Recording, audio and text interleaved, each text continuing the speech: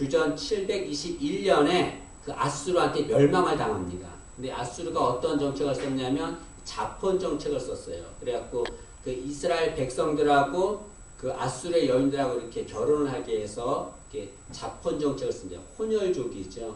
그래서 이렇게 순수성을 잃어버리게 만듭니다.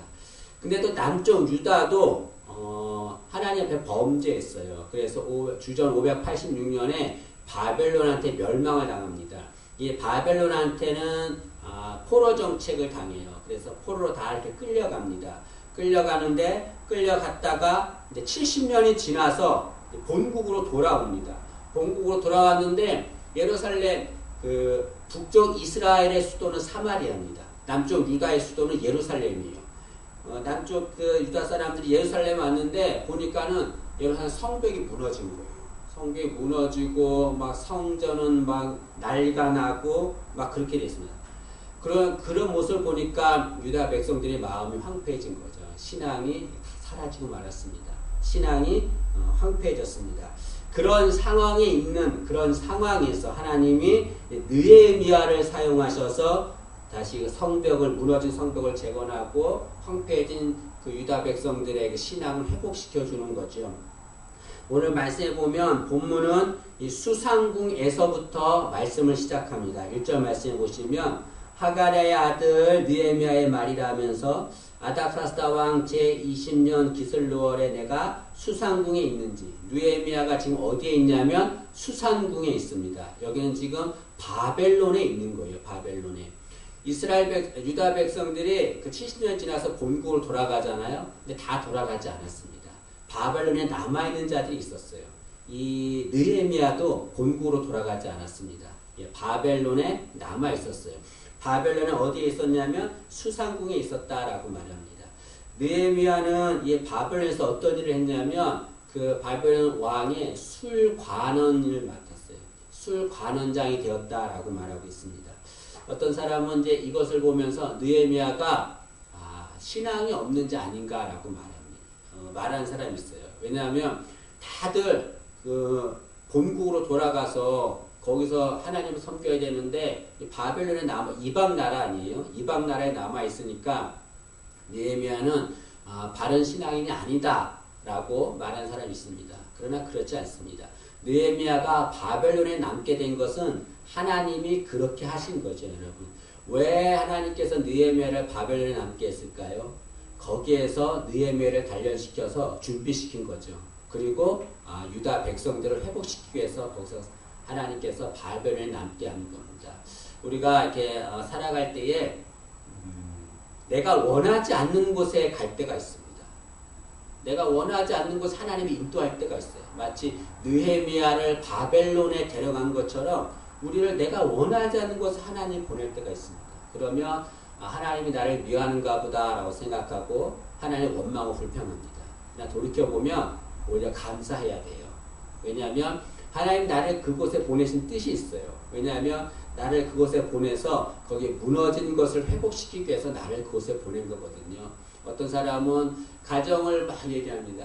왜 이런 집안에 나를 보냈나 라고 말하는 사람이 있는데 그걸 보낸 목적이 있는 거죠. 나를 통해서 그 가정을 세우는 겁니다. 어떤 사람은 나는 왜 이런 교회 보냈는가 이렇게 궁상맞은 교회 막 이렇게 말하는 사람이 있는데 나를 그 교회에 보낸 것은 하나님이 보낸 거예요. 우리가 할 일은 나를 보내신 하나님의 뜻에 따라서 그곳에서 하나님의 뜻에 따라서 무너진 것을 세우는 역사를 우리가 일으켜야 될 줄로 믿습니다.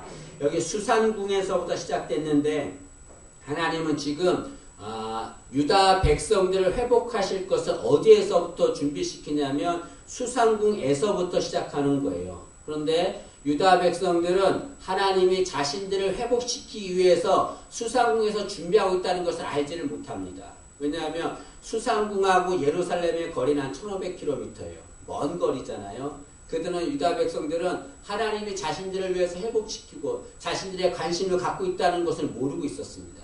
그러다 보니까 하나님께 원망하고 불평하는 거죠. 우리가 어려움을 당할 때가 있어요. 그럴 때 하나님이 내 어려움에 관심을 갖지 않는 것처럼 보일 때가 있습니다. 외면하는 것 같아요. 나는 이렇게 지금 죽을 만큼 힘들어하고 있는데 지금 바벨론에서 포로로 잡혀가는 것처럼 이렇게 죽을 만큼 힘들어하고 있는데 하나님은 나에 대해서 관심이 없는 것처럼 보입니다. 그러나 그렇지 않습니다. 우리가 보지 못하는 것뿐이지 하나님은 보이지 않는 곳에서 우리를 위해서 우리를 회복시키기 위해서 준비하고 있습니다. 우리 그것을 믿어야 될 줄로 믿습니다. 이렇게 느헤미야가 수상궁에 있는데 그곳에 느헤미야의 형제인 하난이라고 하는 사람이 유다에 갔다가 이제 돌아와서 수상궁한테 있는 느헤미야한테 와서 느헤미야 온 거예요.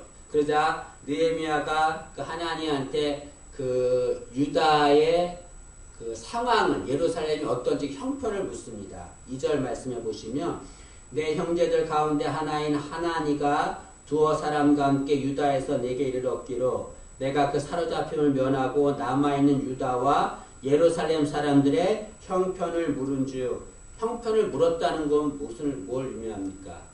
그걸 도와주기 위해서 형편을 물은 거죠. 아까도 얘기했듯이 느헤미야는 바벨론에서 왕의 술관원이었습니다. 11절 읽지 않았지만 11절 끝에 보면 그때 내가 왕의 술관원이 되었느니라 라고 말했어요. 느헤미야는 바벨론 왕의 술관원이었습니다. 술관원이었다고 하니까 하찮은 직업이라 생각하지만 그렇지 않아요.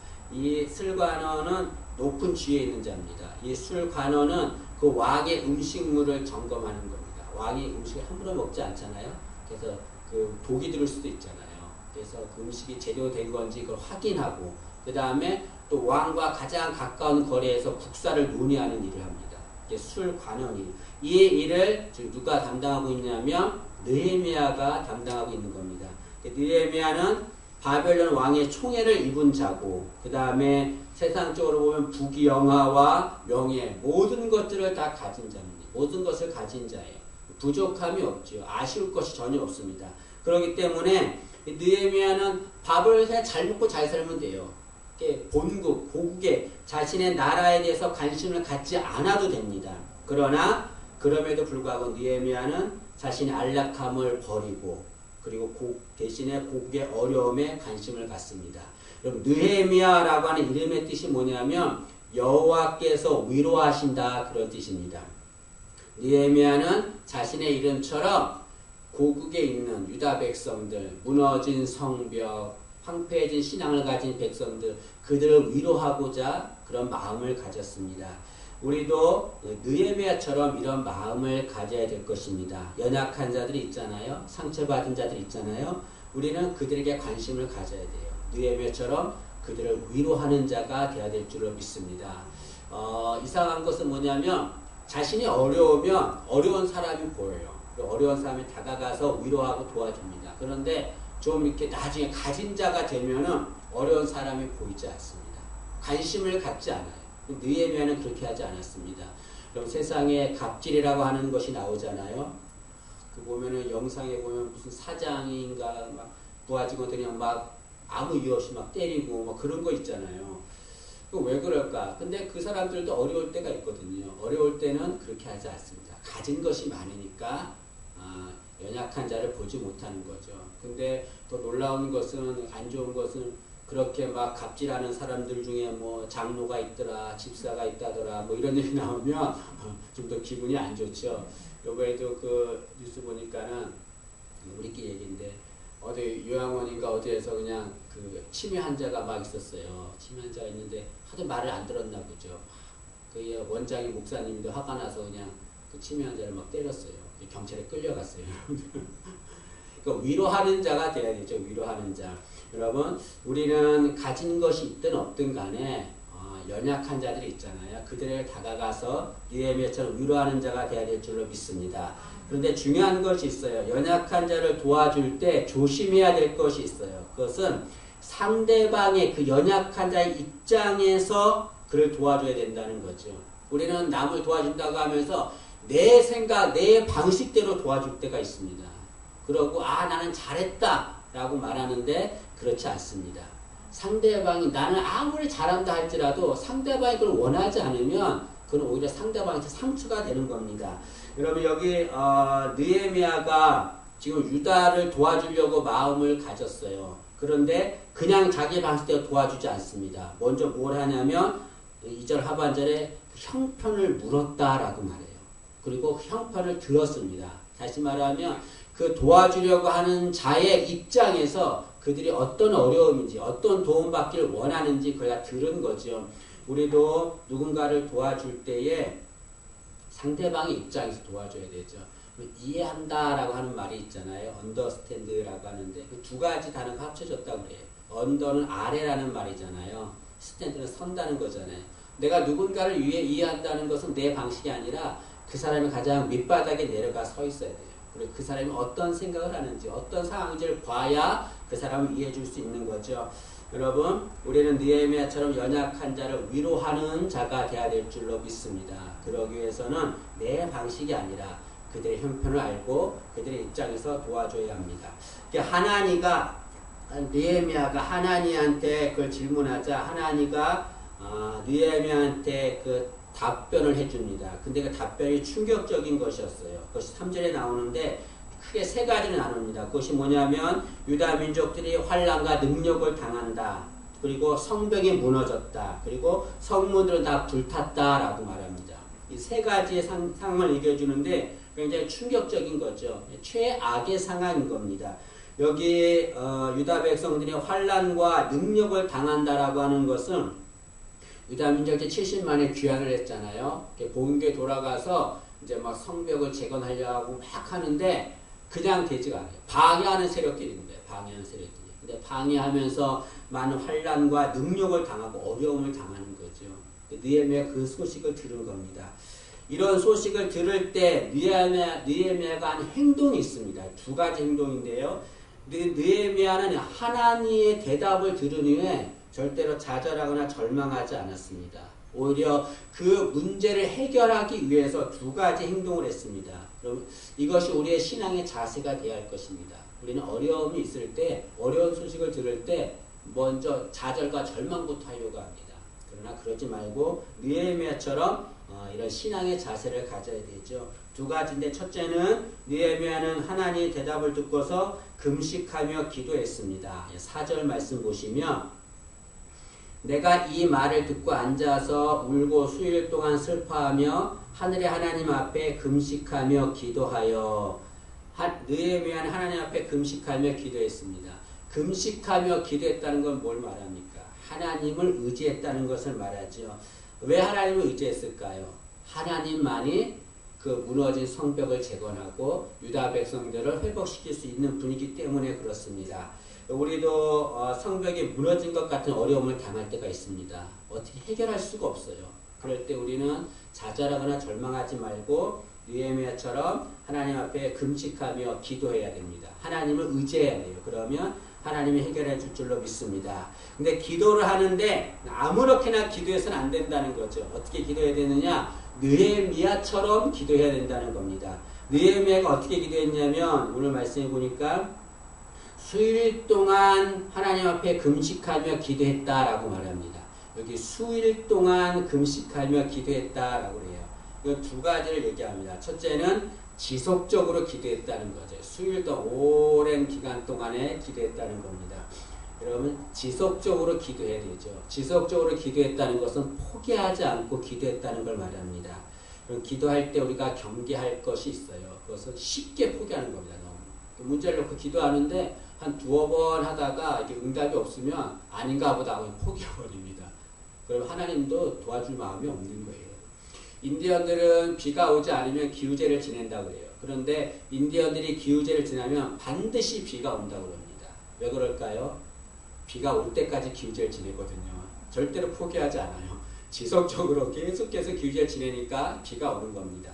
우리도 마찬가지예요. 어려움이 있을 때 하나님 의지할 때 포기하지 말고 쉽게 포기하지 말고 끝까지 지속적으로 기도하면 하나님 응답을 줄 줄로 믿습니다. 또 여기 수일 동안 금식하며 기도했다는 것은 간절히 기도했다는 것을 말하는 거죠. 간절함으로. 간절히 기도했다는 것은 집중해서 기도했다는 것을 말합니다.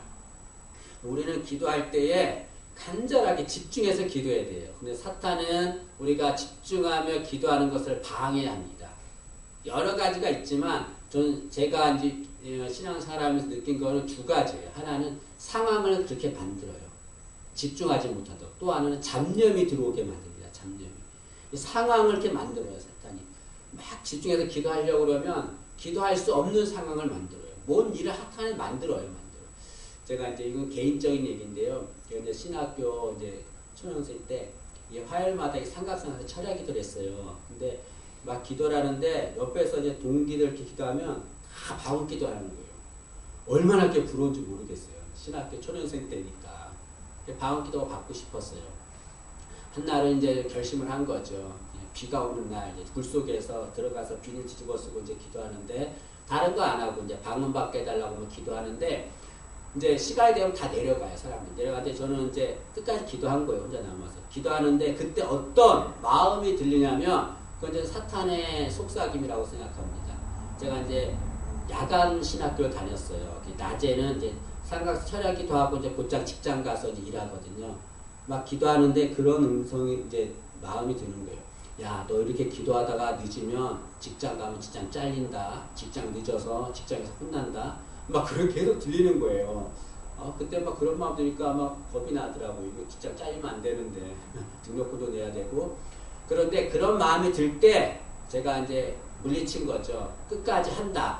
방언 받을 때까지 기도한다. 하고서 그냥 계속 더 소리 질렀어요. 막 더 크게 소리 질렀는데 그때 제가 정말 평생에 잊지 못할 체험을 했어요. 그게 뭐냐면 제가 막 간절히 기도하는데 정말 이렇게 좀 이렇게 기다란 이게 뭡니까? 필름이 있어요. 필름이 따다다다 있는데 제 옛날의 모습이 다다닥 지나가는 거예요.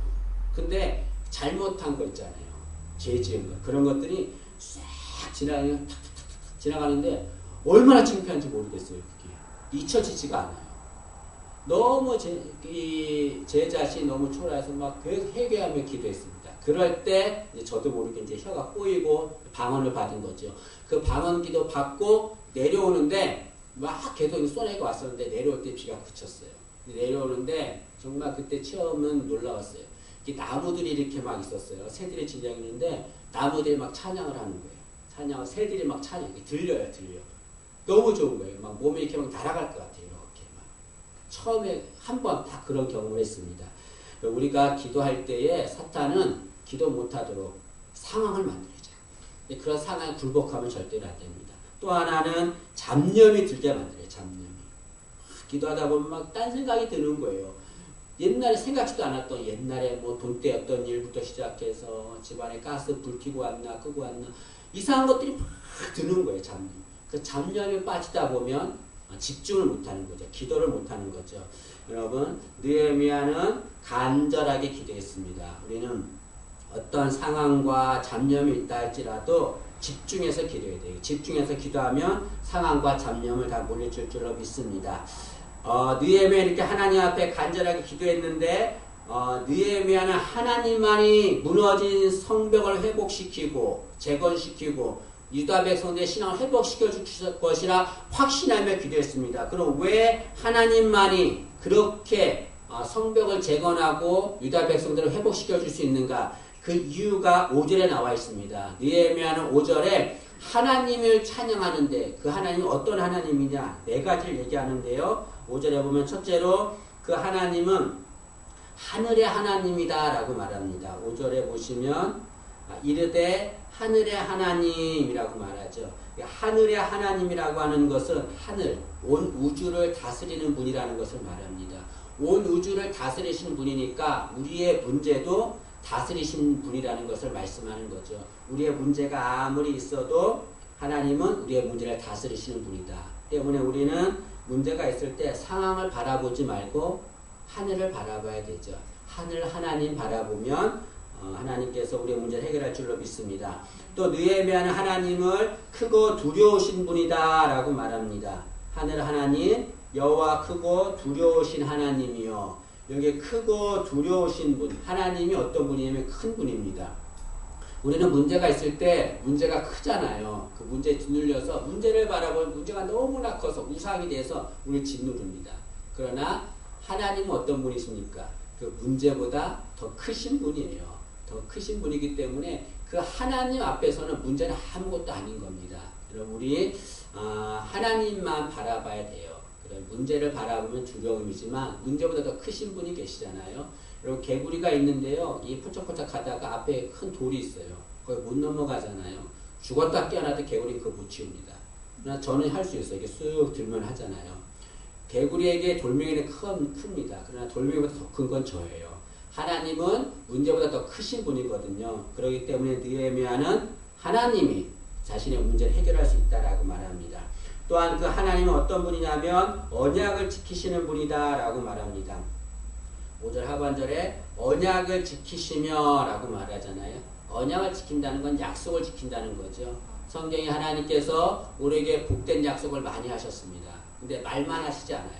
그 약속을 지키신다는 거예요. 반드시 지키시는 분이다. 때문에 우리가 지금 이렇게 어려움을 당하고 있지만 느헤미야는 하나님 앞에 기도하면 하나님이 약속하셨기 때문에 반드시 지켜주신다. 그걸 의지하고 기도하는 거죠. 또한 그 하나님은 어떤 분이냐면 5절 하반절에 보니까 긍휼을 베푸시는 분이다 라고 말합니다. 인간은 죄를 지으면 심판을 받아요. 그건 당연한 겁니다. 그런데 하나님은 인간을 심판하지 않습니다. 그 인간을 긍휼을 품어준다는 거죠. 긍휼을 품어준다는 거. 그래서 우리가 범죄했을 때 우리는 하나님의 심판을 바라보는 것이 아니라 긍휼의 하나님을 바라봐야 되죠. 느헤미야는 우리가 이렇게 죄를 졌습니다. 범죄했습니다. 그러나 하나님이 긍휼을 베푸셔서 우리의 죄를 용서할 줄로 믿습니다. 라고 기도하는 거죠. 우리가 문제가 있을 때 우리는 느헤미야처럼 기도하는 자가 되어야 될 줄로 믿습니다. 첫째로 느헤미야는 어려움이 있을 때 기도했습니다. 두 번째는 느헤미야는 회개한 거죠.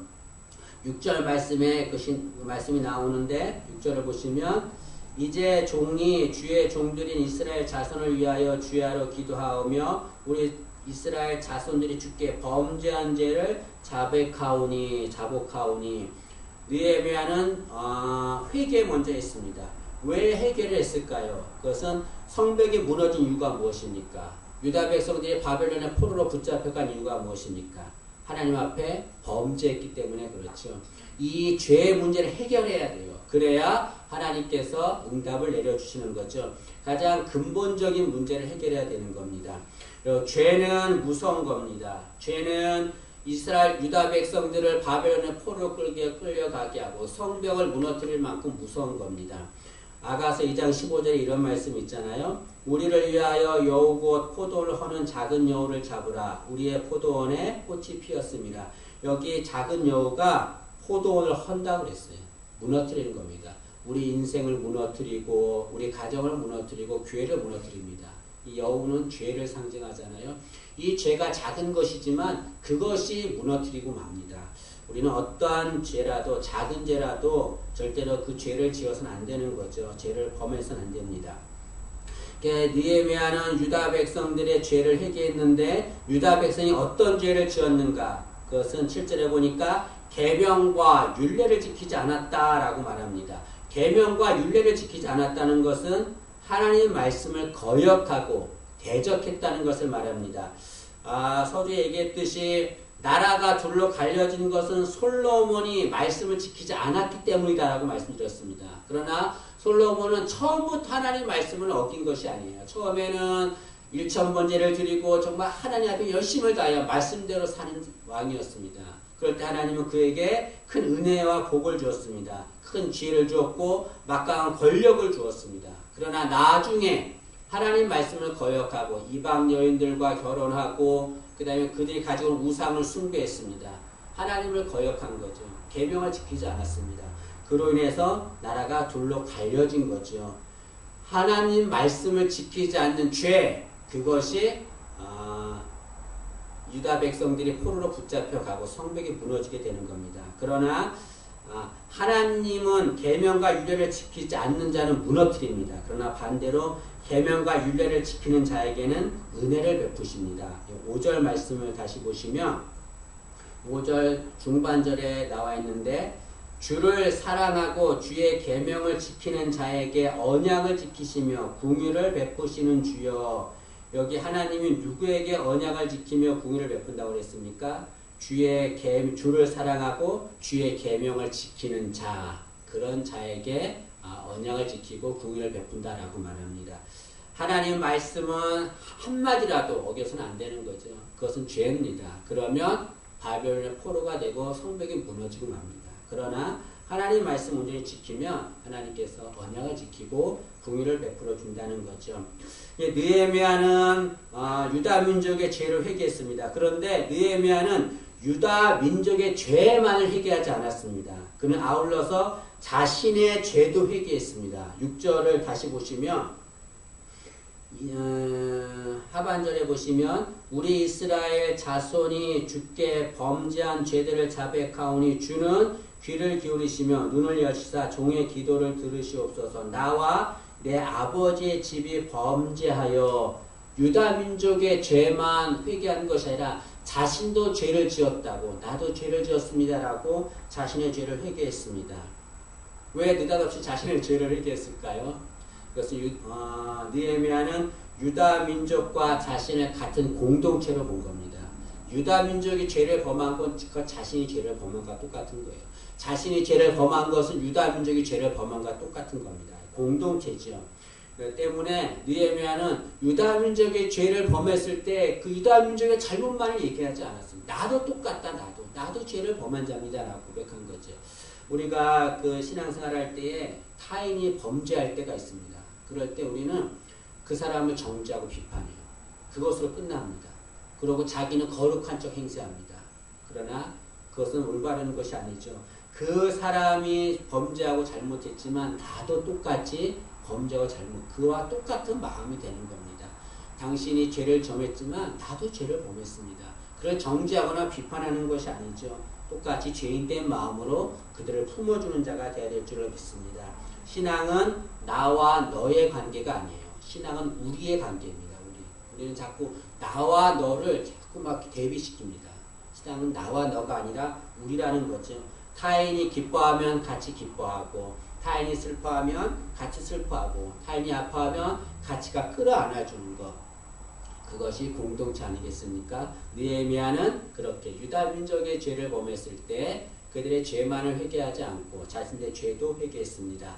느헤미야는 유다 민족이 어려움을 당하고 있다고 했을 때 두 가지를 했다고 했습니다. 하나는 금식하며 기도했다고 했어요. 하나님만을 의지했다고 했습니다. 또 하나는 죄를 회개했다라고 말했습니다. 죄의 문제가 해결되지 않으면 어떤 회복의 역사도 일어나지 않기 때문에 그렇습니다. 이 말씀 기억하시고 우리가 어려움이 있을 때에 절대로 좌절하거나 절망하지 말고 하나님 의지하고 우리가 하나님께 범죄한 거 회개하고 나가면 하나님께서 우리의 어려운 문제를 해결해 줄 줄로 믿습니다.